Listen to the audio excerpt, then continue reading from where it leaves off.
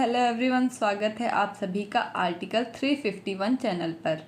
आज के इस वीडियो में हम लोग पढ़ेंगे मैथिली शरण गुप्त जी का जीवन परिचय और उनका साहित्यिक परिचय, रचनाएं और भाषा शैली।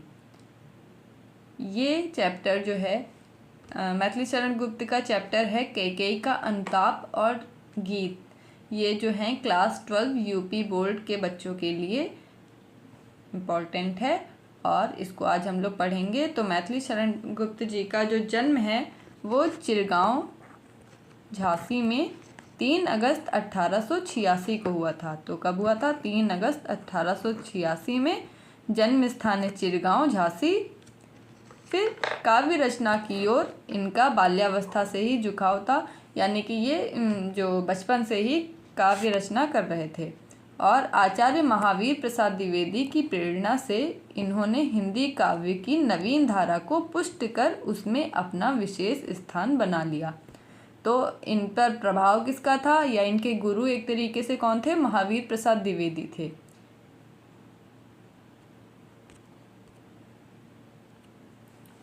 फिर इनकी कविता में देशभक्ति एवं राष्ट्र प्रेम की व्यंजना प्रमुख होने के कारण इन्हें हिंदी संसार ने राष्ट्र कवि का सम्मान दिया।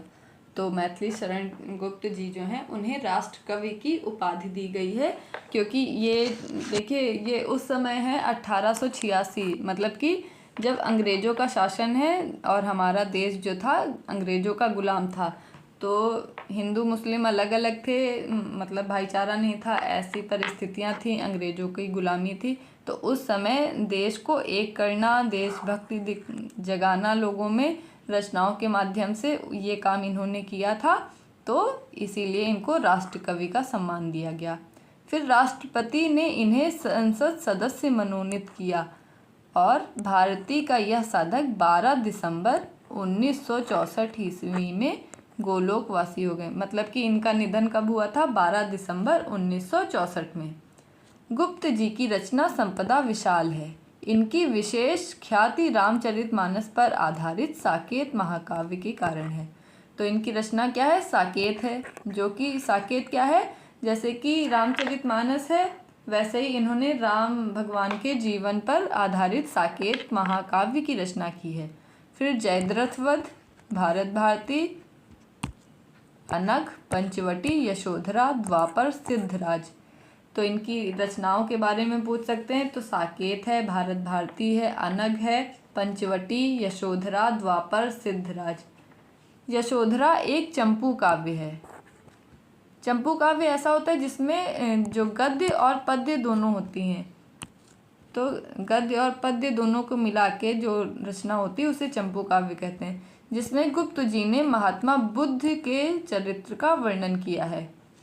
फिर गुप्त जी का पहला काव्य संग्रह भारत भारती है, जिसमें भारत की कुदशा का बयान है। भारत भारती में क्या है? भारत की जो दशा बिगड़ गई थी अंग्रेजों के शासनकाल में, उसका वर्णन था। इसके 3 खंड थे एक तरीके से। एक अतीत खंड था। अतीत में क्या था? जब भारत सोने की चिड़िया कही जाती थी, ऐसा वर्णन है कि एक समय भारत जो था देश बहुत संपन्न था, उससे सोने की चिड़िया कहते थे, गौरवमय इतिहास था उनका, ये सब चीज़ें। फिर एक वर्तमान खंड। वर्तमान खंड क्या था? जब अंग्रेज़ों का गुलाम था और मुसलमानों का आक्रमण हुआ, ये सबसे भारत क्या हुआ? उसको क्षति पहुंची और हम मतलब देश को लूट लूट के अंग्रेज़ ले गए। फिर एक आया भविष्य खंड। तो 3 खंड है, अतीत, वर्तमान और भविष्य। तो भारत भारती को इस तरीके से इन्होंने भारत की दशा का वर्णन किया है। फिर माइकल मधुसूदन की वीरांगना, विरहिणी, व्रजांगना, मेघनाथ वध और नवीन चंद्र के पलाशीर युद्ध का इन्होंने अच्छे पद्य में अनुवाद किया। तो इन्होंने माइकल मधुसूदन की जो रचनाएं थी उनका अनुवाद किया है। और देश के कालानुसार बदलती भावनाओं तथा विचारों को भी अपनी रचना में स्थान देने की क्षमता है। छायावाद के आगमन के साथ गुप्त जी की कविताओं में भी लाक्षणिक वैचित्र्य मनोभावों की सूक्ष्मता का मार्मिकता आई।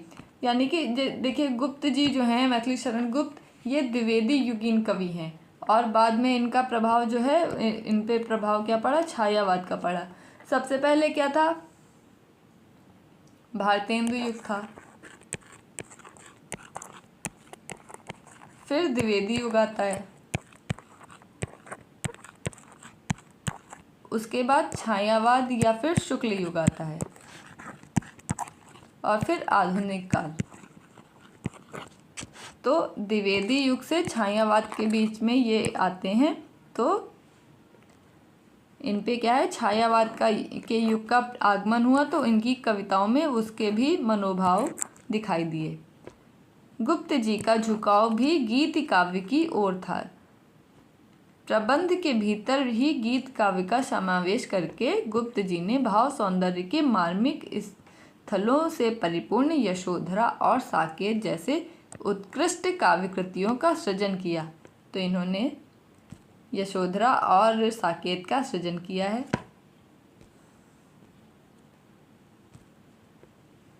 फिर कह रहे हैं, गुप्त जी के काव्य की यह विशेषता है कि गीत काव्य के तत्वों को अपनाने के कारण उसमें सरसता आई है, पर प्रबंध की धारा की भी उपेक्षा नहीं हुई। गुप्त जी के कवित्व के विकास के साथ इनकी भाषा का बहुत परिमार्जन हुआ।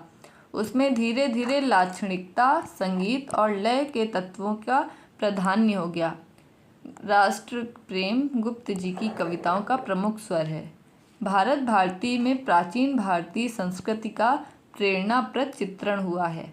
इनकी रचना में व्यक्त स्वदेश प्रेम ही इनकी परवर्ती रचनाओं में राष्ट्र प्रेम और नवीन राष्ट्रीय भावना में परिणत हो गया। इनकी कविता में आज की समस्याओं और विचारों के स्पष्ट दर्शन होते हैं।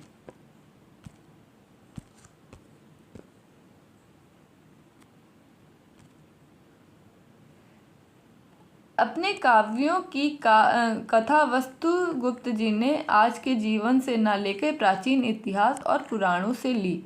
ये अतीत के गौरव गाथाओं का वर्णन जीवन के लिए मानवतावादी और नैतिक प्रेरणा देने के उद्देश्य से अपनाते हैं।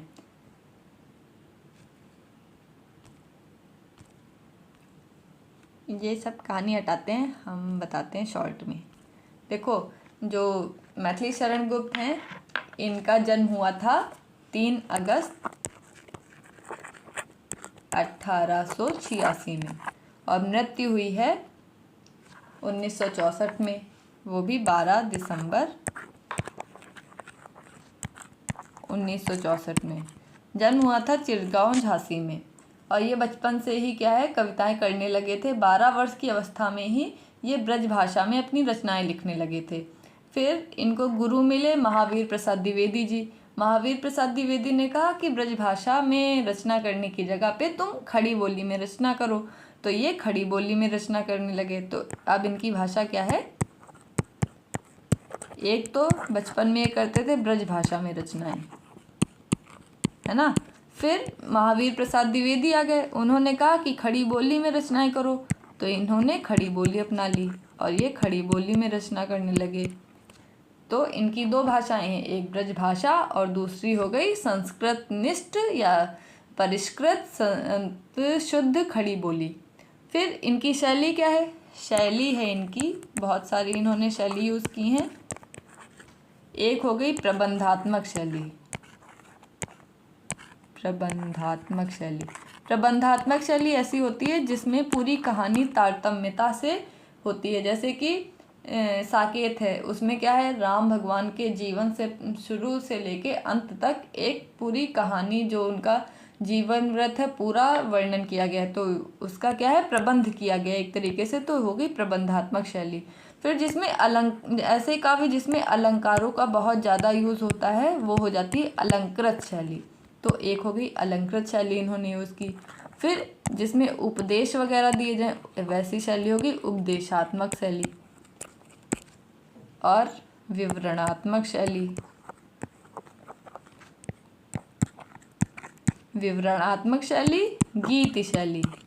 गीत शैली जैसे कि गीतों के फॉर्म में हो, गीतों के जैसे। और एक होती है नाट्य शैली।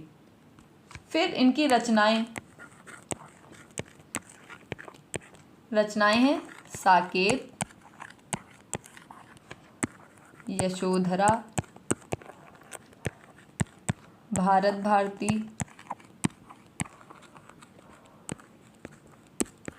भारत भारती, फिर किसान है, जयद्रथ वध है, रंग में भंग,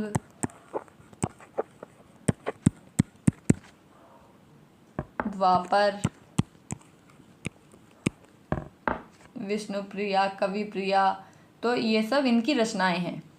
फिर इनको सम्मान दिया गया है, यशोधरा के लिए इनको सम्मान मिला था 1932 में। फिर इनको डीलिट की उपाधि मिली, भारत सरकार ने इन्हें पद्म विभूषण का सम्मान दिया है। क्या दिया है? पद्म विभूषण।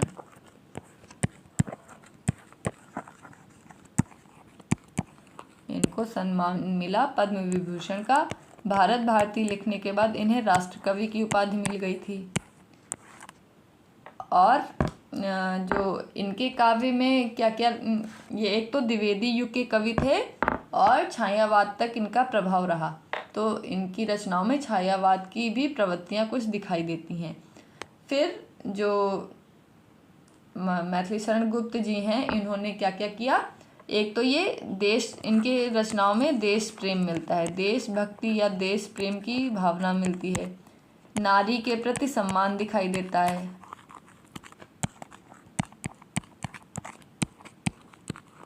जैसे कि इन्होंने कैकेयी का अनुताप चैप्टर ही है, तो कैकेयी को हमेशा बुरा चित्रण उनका किया जाता है कि उन्होंने राम को वनवास दिया, इतनी वो मतलब कुटिल महिला थी। ऐसे ही उर्मिला के प्रति इन्होंने अच्छा, जो दूसरा चैप्टर है गीत, तो उसमें उर्मिला के विषय में इन्होंने, तो इस तरीके से इनका जीवन परिचय, साहित्यिक परिचय हम लोग लिखेंगे। आई होप आपको समझ आया होगा जीवन परिचय कैसे लिखना है। और आगे हम लोग अब पढ़ेंगे इनका जो चैप्टर है कैकेयी का अनुताप, उसकी व्याख्या। तो इस तरीके से शॉर्ट नोट्स आप अपनी कॉपी में बनाइए। जीवन चरित्र जो है इनका, जीवन परिचय, साहित्यिक परिचय, रचनाएं, भाषा और शैली। Thank you very much for watching this video.